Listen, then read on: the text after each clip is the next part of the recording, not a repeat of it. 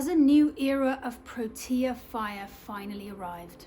Now with some disappointing international early exits, I'm talking about the likes of Quinten de Kock, Heinrich Klaassen. The first thing the world, and probably me and my country as well, the first thing we're thinking about is, oh dear, what now? How are we going to win a trophy without these guys? In the past, we have seen that even when AB de Villiers left, here we made it into our first World Cup final. Is this our moment? We even just won a trophy. Is this our moment now, finally, to take the cricketing world by storm?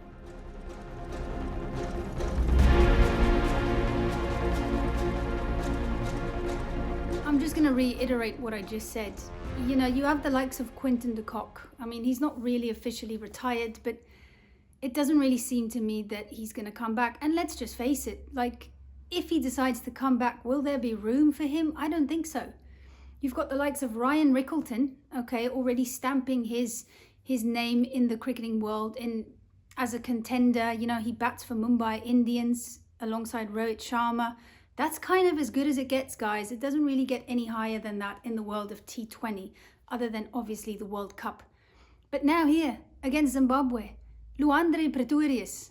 Even in the SA20, where he was playing against a Trent Bolt, that's just naming one of the names, a Rashid Khan. He was facing the best in the world, and he stood tall, He was magnificent. Even he is now in there somewhat competing for a spot, and he's 19 years old. Speaking about 19 years old, Kwena Mapaka. An okay-ish test match for him. Look, if you're 19 years old and you're bowling at 150 kilometers an hour, to be accurate is probably going to be the main thing. But this is South Africa. We've been producing the best bowlers for the longest of times, You're thinking about Alan Donald. I was really young, but Alan Donald, Sean Pollock, Makhaya Ntini, Vernon Philander, Dale Steyn, Morne Morkel. The list just goes on and on and on. Rabada now, Jansen. He's in safe hands. He's going to be a real headache for teams in times to come. And you know what's even cooler for me? He's a left-arm bowler. He's a left-armer. Cody Yusuf. This is the other great thing about this crop of players that we have now, is that you've got these really young guns in the likes of Brevis, a 40-run 50, when conditions were quite tough. I feel like the first day and a half was quite tough to bat. Our seniors struggled at the top. Here comes Luandre Pretorius, scores a 150 at the speed of knots. Brevis 50 from 40. If there's anything that I'd have to say in our South African test team that I feel as though we need, it's perhaps a player to really trouble the opposition, give them real headaches, bat at the speed of which Pretorius and Brevis, that they were batting soon. Both of them, yes, will slot in. But for now, I kind of like the idea of having an extra left-handed batter in there, in the likes of Luandre Pretorius. I don't know. I thought he was amazing. We'll have to see what happens in the near future. But then you've got somebody like a Cody Yusuf, Corbin Bosch. You all know he's one of my favourite players. 5 wickets, 100. This guy has never not performed. When he got an opportunity against Pakistan, absolutely incredible. He made 80 runs in a test match as well, took 4 wickets as well in the same game. We have all-rounders now, people. After Jacques Cullis, we were allergic to all-rounders. It was like, where the hell are they? This is South Africa. How can we not have all-rounders? Now we've got Jansen, Mulder, Bosch. Mulder again, fantastic performance by him as well. For the first time, I feel like it's not just a team that we are putting out, it's an actual squad of players. We have bowlers that we can select in different parts of the world, which is something that I kind of wonder about when I look at teams like England. Australia, again, is always Australia, but even India. We're going to have to see who they pick for Edgbaston tomorrow.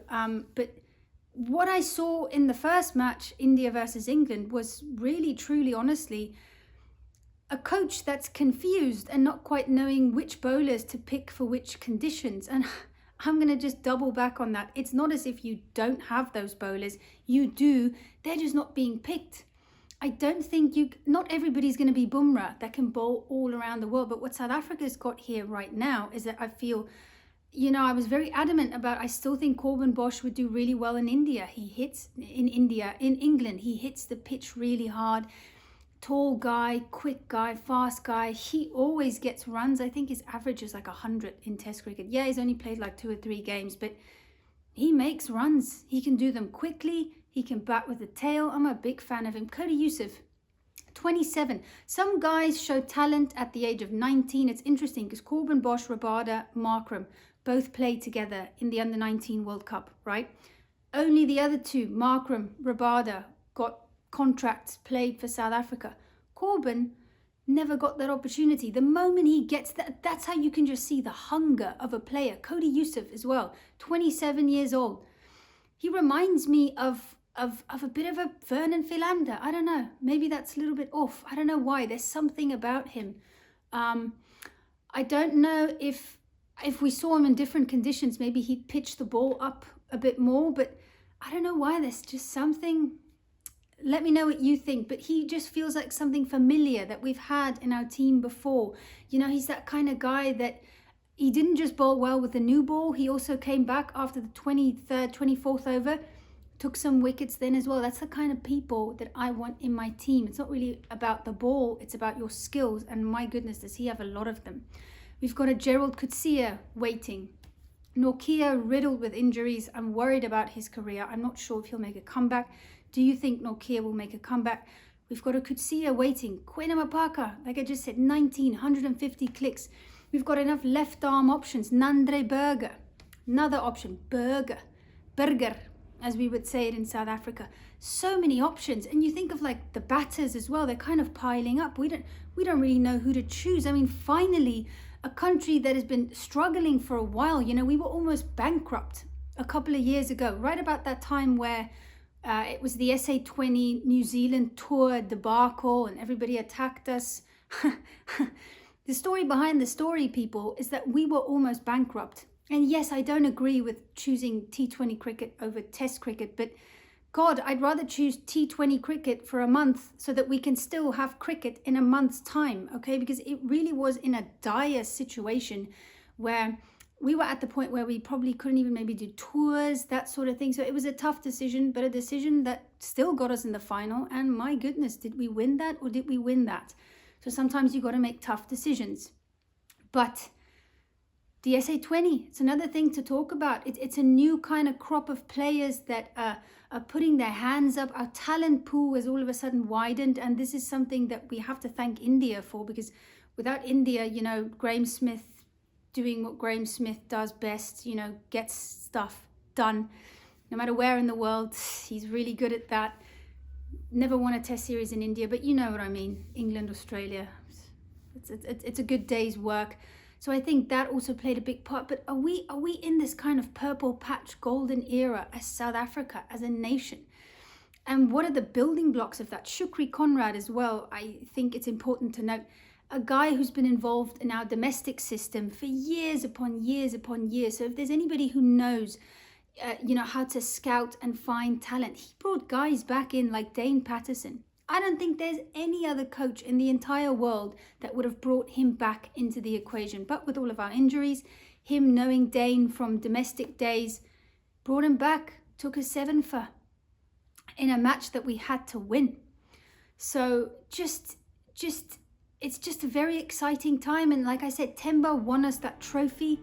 He was calm. There was a silent sort of certainty that, you know, maybe this is the first of many to come, because I really truly feel now that we're not just contenders like we have been for 27 years, knocking on the door over and over again. We are champions. Okay, and we are coming for more. It just has that feeling about it, and it's really an exciting time, and we're playing exciting cricket, an exciting brand of cricket. I think, I don't know, what are your thoughts, and what do you think are some of the big changing points that happened to South Africa? Because it really has been, over the last 3 years, it's been kind of golden period for the women as well. So what are your thoughts on that? And sorry, I'm talking a bit much about my team, but it's a very proud kind of moment space. And I thought it was great to see Zimbabwe as well. I love the fact that Zimbabwe is going to be playing a lot now. They played against England playing against us now. The tri-series is going to be awesome. In my opinion, we need more tri-series bilaterals. Blessing, you know, they've got such a good crop of bowlers. You know, they've got a couple of good batters as well. Some real international kind of stars in Zim's team. I should have probably said a bit more. I promise I will in the next video, because I'm sure Zim will show up and they will have a little bit more of a put together performance. They'll take a lot of learnings from what happened here today, but I'm excited for the next test match. I thought the first 2 days were really competitive, and then what happens in test cricket just sometimes happens. But what a game. And what do you think where can Zim improve as well, and what do you think have been some of the big changes for South Africa?